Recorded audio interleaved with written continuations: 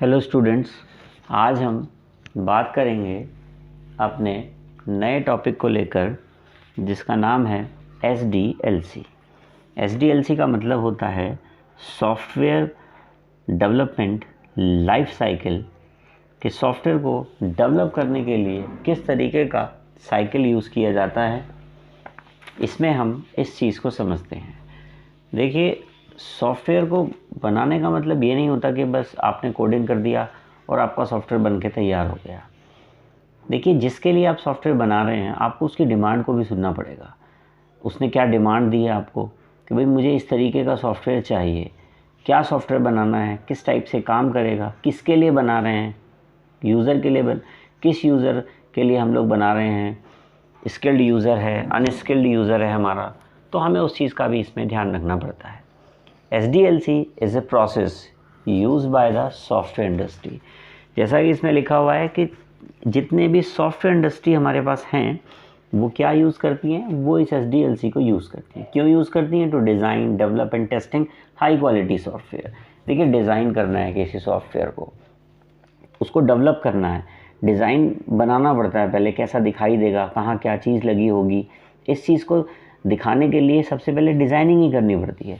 Designing करने के बाद उसको डेवलप किया जाता है। डेवलप करने के बाद आप ऐसा नहीं है कि उसको मार्केट में लॉन्च कर देंगे। मार्केट में लॉन्च कर दिया डेवलप करने के बाद, और अगर उसके अंदर कोई बग्स हुई तो आपका सॉफ्टवेयर के डिमेरिट सामने आ जाएंगे और आपका सॉफ्टवेयर जो है वो मार्केट से फेल हो जाएगा। इसीलिए टेस्टिंग इम्पॉर्टेंट पार्ट है। टेस्ट करना बहुत ज़रूरी है। हाई क्वालिटी टेस्ट बहुत ज़रूरी होते हैं, क्योंकि हाई क्वालिटी टेस्ट मतलब एक तरीके से आप ये समझ लीजिए एक जॉब्स है टेस्टर्स की, जो क्या काम करते हैं, डिफरेंट लैंग्वेजेस का यूज़ करते हुए उसको टेस्ट करने का काम करते हैं। मतलब हाईली उसको बिल्कुल ऐसा चेक करेंगे कि उसमें कोई बग्स ना हो। हालांकि कोई ना कोई बग्स रह ही जाती है, जो बाकी जब मार्केट में पहुंचती है तो मार्केट के हिसाब से उसमें क्या चेंजेस करना है वो फिर बाद का प्रोसीजर होता है। द SDLC का एम क्या है? प्रोडक्ट बना रहे हैं किसका? High quality software. That means customer, जो कस्टमर है उसने आपको क्या बताया, कस्टमर की एक्सपेक्टेशन क्या है, कस्टमर क्या चाहता है कि भाई मुझे किस तरीके का सॉफ्टवेयर चाहिए, वो SDLC उसको पूरा करा देता है। अब ऐसा नहीं है कि भाई आपने कोई कस्टमर आया, आपने कस्टमर से कहा ठीक है सॉफ्टवेयर बना देंगे, आपका 5,000 रुपये लगेंगे। पता चला जी आपकी कॉस्टिंग जो है वो 10,000 रुपये बैठ गई। तो इसमें क्या होता है कि आपकी कॉस्टिंग कितनी आने वाली है, आपका टाइम उसके अंदर कितना लगेगा, एस्टीमेट आपको पूरा तैयार करना है। आपने सोचा कि 3 महीने में मेरा सॉफ्टवेयर तैयार हो जाएगा या 6 महीने लगेंगे। मेरे पास जो काम करने वाले लोग हैं, जो टीम है मेरी, वो स्किल्ड है, उनके पास क्या स्किल हैं, किस सॉफ्टवेयर के अंदर, किस लैंग्वेज के अंदर वो काम करेंगे, कौन सी टेक्नोलॉजी का इस्तेमाल करेंगे, इन सब चीज़ों को ध्यान में रखते हुए SDLC का यूज़ किया जाता है। उसमें आपको टाइम भी देखना है, कॉस्ट आपको लगानी है कितनी आएगी, टोटल एस्टीमेट आपको चेक करना है, ठीक है, कितना बड़ा सॉफ्टवेयर हम लोग बना रहे हैं। ये भी चेक करना होता है कि कहीं ऐसा तो नहीं है कि भाई हमारे पास कोई ऐसा सॉफ्टवेयर पहले से बनाया है तो फिर हमारी कॉस्ट उसमें कम आएगी, क्योंकि एक बार तो हमारी कॉस्ट लग चुकी है। तो हमें क्या करना होता है, उसमें थोड़े बहुत चेंजेस करने होते हैं। चेंजेस करने के बाद हम उस सॉफ्टवेयर को भी दे सकते हैं।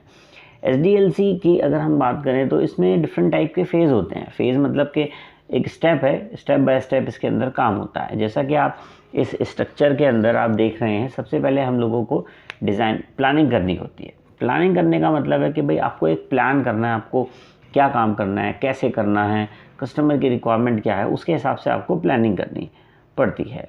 फिर डिफाइनिंग करेंगे, कैसे कैसे करेंगे, क्या करेंगे, ये बनाना है, किस किस चीज़ का इस्तेमाल करना है, क्या टेक्नोलॉजी का इसके अंदर यूज़ करना है। फिर उसके बाद डिज़ाइनिंग करेंगे।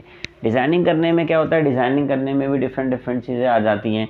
जैसे अगर आप बात करें डिज़ाइनिंग में किस तरीके से डेटा रिट्रीव करेंगे, क्या आप डेटा को रिट्रीव करने के लिए किस तरह की टेक्नोलॉजी यूज़ करेंगे, मेटा डेटा यूज़ करेंगे या फिर डेटा डिक्शनरी आप यूज़ करेंगे। आप लॉजिकल डायग्राम्स का भी यहाँ पर यूज़ करने वाले हैं। फिर उसके बाद बात आती है कोडिंग की। कोडिंग से हमारा मतलब क्या है कि किस लैंग्वेज, पर्टिकुलर लैंग्वेज के अंदर आप अपने कोड को डेवलप कर रहे हैं, किस प्लेटफॉर्म पे आपका कोड चलेगा, उसके हिसाब से कौन सी लैंग्वेज आपके लिए कंफर्ट होगी। आप एप्लीकेशन सॉफ्टवेयर बना रहे हैं, सिस्टम सॉफ्टवेयर बना रहे हैं, या फिर आप कोई वेबसाइट डेवलप कर रहे हैं, इस तरीके से रिलेटेड आप उसी हिसाब से अपनी टेक्नोलॉजी का यहाँ पर यूज़ करते हैं। आपने कोडिंग कर दी, कोडिंग करने के बाद आपका सॉफ्टवेयर डेवलप हो गया, डेवलप करने के बाद आप कहाँ पहुँचेंगे, टेस्टिंग के लिए जाएंगे। टेस्टिंग एक इम्पॉर्टेंट पार्ट है। देखिए टेस्टर्स क्या काम करते हैं, जिस लैंग्वेज में आपने काम किया है उनको उस लैंग्वेज की बहुत अच्छी नॉलेज होती है और वो आपके सॉफ्टवेयर को फ्रंट हैंड से, बैक हैंड से, यूज़र हैंड से, क्लाइंट हैंड से, आपके डेवलपर के हैंड से, सभी हैंड से उसको बहुत बढ़िया तरीके से टेस्ट करते हैं। टेस्ट करने के बाद जब उनकी संतुष्टि हो जाती है कि हाँ भाई इसके अंदर 99% कोई बग्स नहीं है, तब जाकर ही वो उसको डिप्लॉय करते हैं। डिप्लॉय करने का मतलब है कि आपने उसको मार्केट के अंदर क्या कर दिया, लॉन्च कर दिया। मार्केट में लॉन्च करने का मतलब है कि वो मार्केट में चला गया। मार्केट में जाने के बाद क्या होता है कि डेवलपमेंट, डिप्लॉयमेंट आपने यहाँ पे कर दिया। डिप्लॉयमेंट करने के बाद मार्केट में चला जाएगा, उसकी अच्छी मार्केटिंग हो जाएगी। फिर मार्केटिंग करने के बाद क्या होगा कि कुछ मेंटेनेंस का इशू आना शुरू हो जाता है। इसमें मेंटेनेंस से क्या मतलब है, हमारा मेंटेनेंस से मतलब है कि किसी कस्टमर ने मुझे बोल दिया कि सर मुझे लॉगिन का पेज यहाँ नहीं, इस पॉइंट ऑफ पे चाहिए, ये लॉगिन आईडी मुझे लेफ़्ट साइड में नहीं चाहिए, राइट साइड में चाहिए। इस तरह के मेंटेनेंस को देखना पड़ता है। अभी इसमें क्या है, प्लानिंग आपने किया, फिर उसको डिफ़ाइन कर लिया, डिज़ाइनिंग आपने कर ली, कोडिंग कर ली, टेस्टिंग कर ली, फिर आपने डेवलपमेंट कर दिया। फिर आप देखते हैं कि डेवलपमेंट करने के बाद भी आप अपने सॉफ्टवेयर में 1 बाय 1 कुछ चेंजेस करते रहते हैं। इसके अंदर हम देखेंगे कि सबसे पहले हम लोग क्या करते हैं SDLC में, प्लानिंग एंड रिक्वायरमेंट क्या है आपकी। प्लान करना पड़ता है किसके लिए, कि बनाना क्या है, और ये बनाना क्या है ये किससे पता चलेगा, आपके रिक्वायरमेंट से पता चलेगा कि आपकी क्या रिक्वायरमेंट है। उस चीज़ से आप ये पता लगाएंगे कि आपको बनाना क्या है, उसके हिसाब से आप प्लानिंग करेंगे। डिफाइनिंग रिक्वायरमेंट्स, आप बताएंगे कि रिक्वायरमेंट क्या है, क्या आपकी रिक्वायरमेंट्स हैं, किस किस चीज़ के आपको टेस्टर्स की ज़रूरत है, क्या आपके पास जो डेवलपर हैं, क्या आपके द्वारा जो रिक्वायरमेंट दी जा रही हैं क्या वो उनको पूरा कर पाएंगे या नहीं कर पाएंगे, टाइमिंग कितना लगने वाला है। ये सारी चीज़ें हम लोग यहाँ पे, क्या क्या मशीन हमको उसके लिए चाहिए, किस मशीन पे बनाएंगे, किस प्लेटफॉर्म पे हम उसको बनाने वाले हैं, क्या टेक्नोलॉजी का इस्तेमाल करेंगे, ये हम इसके अंदर बताएंगे। Designing the product, 3rd number पे आता है डिज़ाइनिंग द प्रोडक्ट, यानी कि उसका आर्किटेक्चर कैसा है, उसको डिज़ाइन किस फॉर्मेट में किया जाने वाला है, ये चीज़ें आपको यहाँ पर बतानी पड़ेंगी। किस तरीके से आपका डेटा रिट्रीव होगा। सामने देखिए आप लिखा हुआ है मेटा डेटा। मेटा डेटा क्या होता है, डेटा अबाउट डेटा, यानी कि डेटा के बारे में जो डेटा जानकारी दे उसे मेटा डेटा कहते हैं। अब मेटा डेटा के थ्रू आपका डेटा उठेगा या फिर डेटा डिक्शनरी के थ्रू आप अपने डेटा को रीड करवाएंगे।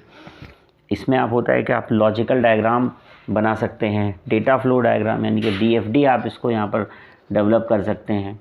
तो इस तरीके से आप लोगों को ये कंफर्म हो जाएगा कि डिज़ाइनिंग में आप कहाँ से डेटा उठाएंगे, कैसे डेटा फैच होगा, किस तरीके से डेटा का फ़्लो होगा। यहाँ पर आप जनरली कभी कभी सूडो कोड भी लिखते हैं, कोडिंग करने के लिए सूडो कोड लिखा जाता है, तो वो सूडो कोड आप यहाँ लिखते हैं।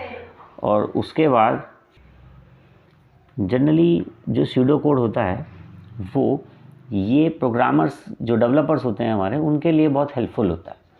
फिर हम 4th नंबर पे पहुँचते हैं कि आपको डेवलपमेंट करना है। किस चीज़ का डेवलपमेंट करना है, कोडिंग पार्ट इसके अंदर आता है, बिल्डिंग और डेवलपिंग द प्रोडक्ट। आपको जो प्रोडक्ट बनाने के लिए दिया गया है, जो उसका डेटा फ्लो दिया गया है, जो उसका सूडो कोड दिया गया है, उससे आपका प्रोग्रामर आपको ये देखकर ये बता देगा या उसे ये हेल्प हो जाएगी कि मुझे क्या कोड लिखना है। कोडिंग लिखने के बाद वो पूरा प्रोडक्ट आपका रेडी कर देगा। रेडी करने के बाद वो उसको टेस्टिंग टीम को भेज देगा। टेस्टिंग टीम को भेजने के बाद क्या करेंगे, टेस्टिंग वाले पूरा उसको अच्छे से टेस्ट करेंगे, फाइंड आउट करेंगे उसके अंदर कोई बग्स तो नहीं है। मैक्सिमम वो ये चेक कर लेते हैं कि इसके अंदर कोई बग्स है या नहीं। अगर कोई बग्स है तो वो डेवलपर को फिर दोबारा भेज देते हैं, डेवलपर उस बग्स को ठीक करता है। ठीक करने के बाद वो फिर टेस्टिंग टीम को भेजता है। फिर इस तरीके से टेस्टिंग टीम अपना काम पूरा कर देती है। जैसे ही टेस्टिंग टीम अपना काम पूरा करती है तो उसके बाद डिप्लॉय करते हैं, मार्केट के अंदर उसको डिप्लॉय कर देते हैं। मार्केट में जाने के बाद कभी कभी ऐसा होता है कि उसमें कोई ऐसी बग्स आ जाती है जो डेवलपर के दिमाग में कभी थी ही नहीं, या ये कह लीजिए कि रन टाइम पर कोई बग्स आ गई, तो उसको फाइंड आउट करने के बाद क्या करते हैं, मेंटेनेंस टीम का काम शुरू हो जाता है। मेंटेनेंस टीम क्या काम करती है, जो भी कस्टमर्स की रिक्वायरमेंट आ रही हैं वो मेंटेनेंस टीम के द्वारा ठीक की जाती हैं। अब मेंटेनेंस टीम क्या करेगी, उसमें जैसे कोई आपको अपडेट्स देना है आपके सॉफ्टवेयर के अंदर, तो वो आपके सॉफ्टवेयर के अंदर उसको अपडेट करने का काम कराएंगी। इस तरह की चीज़ें मेंटेनेंस टीम करती है। ये कुछ स्टेप्स हैं जो किसी भी सॉफ्टवेयर को बनाने के लिए यूज़ किए जाते हैं। अब इसमें क्या है कि कुछ हमारे पास में मॉडल्स होते हैं। SDLC में हमारे पास डिफरेंट टाइप के बहुत सारे मॉडल्स अवेलेबल हैं। जैसे कि आप देख रहे हैं स्क्रीन पर, SDLC मॉडल में मैंने सबसे पहले वाटरफॉल मॉडल के बारे में बताया। वाटरफॉल मॉडल क्या होता है, इसके बारे में हम लोग फर्दर डिस्कस करेंगे। वाटरफॉल मॉडल है जिस तरीके से वाटरफॉल यानी कि एक पानी का झरना बह रहा है ऊपर से नीचे की तरफ, इस तरीके से हम लोग तो SDLC के जितने भी हमारे फेज़ हैं उन सभी फेज़ों को यूज़ किया जाएगा हर मॉडल के अंदर। उसके बाद बात आती है स्पायरल मॉडल की। ये स्पायरल की तरह होता है बिल्कुल। एक वी मॉडल है, वी शेप में मॉडल हम लोग यूज़ करते हैं। एक बिग बैंग मॉडल है, इटरेटिव मॉडल है। इन सभी मॉडल का बेनिफिट क्या है कि एक हाई क्वालिटी सॉफ्टवेयर को कैसे डेवलप किया जाएगा और उसे मार्केट में कैसे बना के रखा जाएगा, क्या क्या उसके अपडेट्स हमें भेजने हैं, कैसे भेजने हैं, क्या प्लानिंग रहेगी, कैसे टेस्टिंग करेंगे। अच्छा, टेस्टिंग बहुत बड़ा टॉपिक है। टेस्टिंग की बात करें तो हम लोग ब्लैक बॉक्स टेस्टिंग है, वाइट बॉक्स टेस्टिंग है। तो ये जो मॉडल हैं ये हमें हेल्प करते हैं कि हम अपने सॉफ्टवेयर को किस तरीके से और कैसे सॉफ्टवेयर को हम लोग अच्छे से अच्छा डेवलप कर सकते हैं। क्योंकि सॉफ्टवेयर की क्वालिटी जितनी अच्छी होगी, हमारा सॉफ्टवेयर मार्केट में उतने ही लंबे समय तक सर्वाइव कर पाएगा। तो ये हमारे डिफरेंट टाइप के मॉडल्स हैं। इन मॉडल को हम लोग फर्दर आगे वीडियो में हमारे सिलेबस के अकॉर्डिंग हम पढ़ेंगे। ठीक है, आज के लिए इस वीडियो में इतना ही, आगे फर्दर कंटिन्यू करेंगे। Thank you.